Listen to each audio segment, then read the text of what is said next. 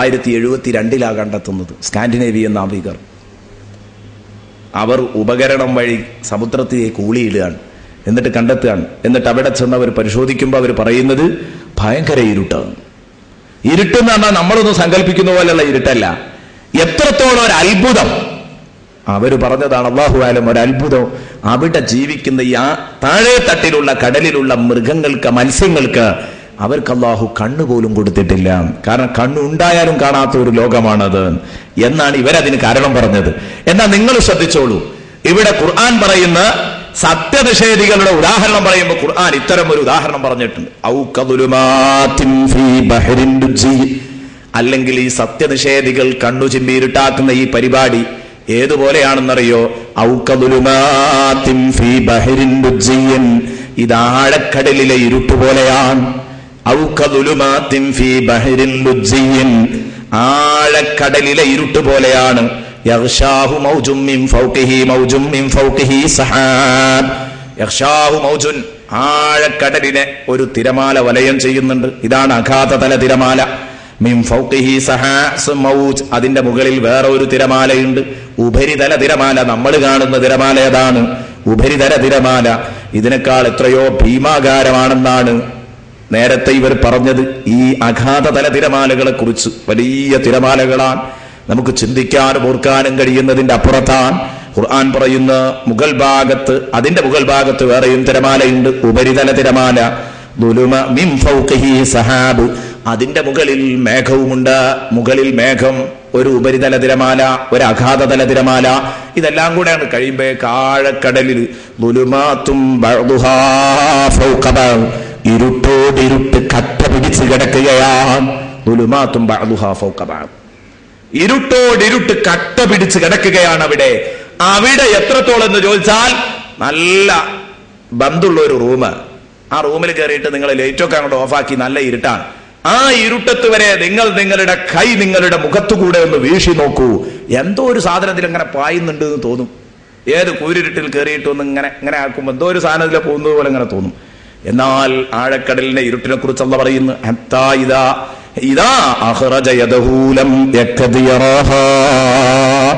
സ്വന്തം കൈ മുഖത്തിന്റെ അടുത്തുകൂടെ ഇങ്ങനെ വീശുകയാണെങ്കിൽ ആ കൈ കാണില്ല എന്നല്ല അല്ലാഹു പറഞ്ഞത്, കാണുന്നതിന്റെ അയലത്ത് പോലും എത്തില്ല.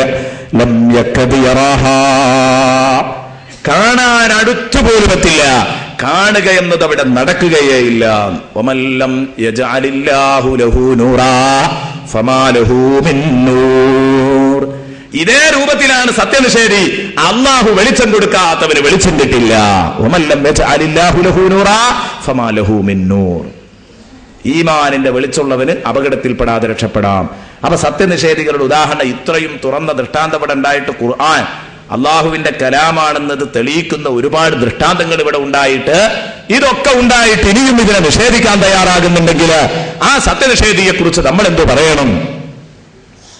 അവരെ കുറിച്ച് അള്ളാഹു പറയുന്നത് ആഴക്കടലിൽ കണ്ണില്ലാതെ തപ്പി നടക്കുന്ന മത്സ്യങ്ങളെപ്പോലെ എന്നല്ലാതെ എന്തു പറയാനാ അവരെ പറ്റി? കണ്ണില്ലാതെ തപ്പി നടക്കുന്ന മത്സ്യങ്ങളെ പോലെ എന്നല്ലാതെ സംഗതി കണ്ണുണ്ടായിട്ടും ഇവർക്ക് കാണാൻ കഴിയുന്നില്ല, ദൃഷ്ടാന്തങ്ങളൊന്നും ഇവർക്ക് വായിക്കാൻ കഴിയുന്നില്ല, അള്ളാഹു ഉണ്ട് എന്ന് മനസ്സിലാക്കാൻ കഴിയുന്നില്ല, ഇത് അള്ളാഹുവിന്റെ കലാമാണ് എന്ന് മനസ്സിലാക്കാൻ ഇവർക്ക് സാധിക്കുന്നില്ല. ഇന്നഹു ലഖുർആനും കരീം ഫീ കിതാബിൻ മക്നൂൻ. ഫീ കിതാബിൻ മക്നൂൻ, ഇത് മാന്യമായ പാരായണ ഗ്രന്ഥമാണ്. എവിടെ? ഫീ കിതാബിൻ മക്നൂൻ, ഒരു രഹസ്യ കിതാബിൽ, രഹസ്യമായ ഒരു കിതാബിലുള്ള പാരായണ ഗ്രന്ഥമാണിത് എന്ന് പറഞ്ഞാൽ ലൗഹുൽ മഹ്ഫൂദിൽ ഉണ്ടായിരുന്നതാണ് വിശുദ്ധ ഖുർആൻ. അതാണ് ഭൂമിയിലേക്ക് അവതരിക്കുന്നത്. കിതാബിൻ മഖ്നൂൻ, രഹസ്യമായ കിതാബ്. ഫീ കിതാബിൻ മഖ്നൂൻ ലാ യമസ്സുഹു ഇല്ലൽ മുതഖറൂൻ, ശുദ്ധിയുള്ളവർക്കല്ലാതെ ആ ഗ്രന്ഥം തൊടാൻ പറ്റില്ല.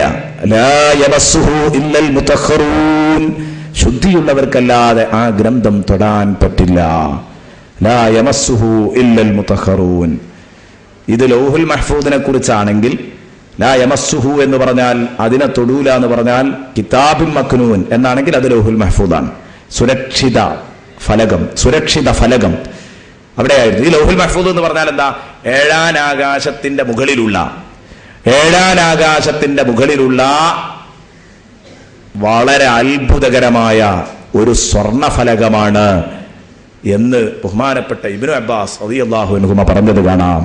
ഒരു വലിയ ഫലകം, നമ്മൾ വിചാരിച്ചതുപോലെയല്ല, വലിയ ഒരു സ്വർണഫലമല്ല, മാണിക്യ ഫലകം, വലിയ മാണിക്യ ഫലകമാണ്. ആ ലൗഹുൽ മഹ്ഫൂദിൽ ലോകത്തിന്റെ മൊത്തം ചിത്രമുണ്ടെന്ന് ബഹുമാനപ്പെട്ട ഇബ്നു അബ്ബാസ് റളിയല്ലാഹു അൻഹുമ റസൂലുള്ളാഹി പറഞ്ഞു കൊടുത്തെങ്കിലേ പറയാൻ കഴിയുള്ളൂ. അപ്പൊ ലൗഹുൽ മഹ്ഫൂദിൽ നമ്മുടെ നാട്ടിൽ ഒരു സുനാമി നടക്കുന്നുണ്ടെങ്കിൽ ലൗഹുൽ മഹ്ഫൂദിൽ അതുണ്ട്. ഇന്ന ഡേറ്റിന് ഒരു സുനാമി നടക്കും, ഇന്ന ഡേറ്റിന് ഒരു ഭൂകമ്പം നടക്കും. ലൗഹുൽ മഹ്ഫൂദ് ലോകത്തിന്റെ മൊത്തം ഒരു ലോകക്രമമാണ്, ലോകത്തിന്റെ മൊത്തമായ ഒരു ചിത്രമാണ് ലൗഹുൽ മഹ്ഫൂദ്. അതിന്റെ ഒരു ഭാഗത്താണ് ഖുർആൻ. ആദ്യമായിട്ട് ഖുർആൻ ഇറങ്ങുന്നത് ലൗഹുൽ മഹ്ഫൂദിലേക്ക്. ലൗഹുൽ മഹ്ഫൂദിന് പതിയായിരുന്നു.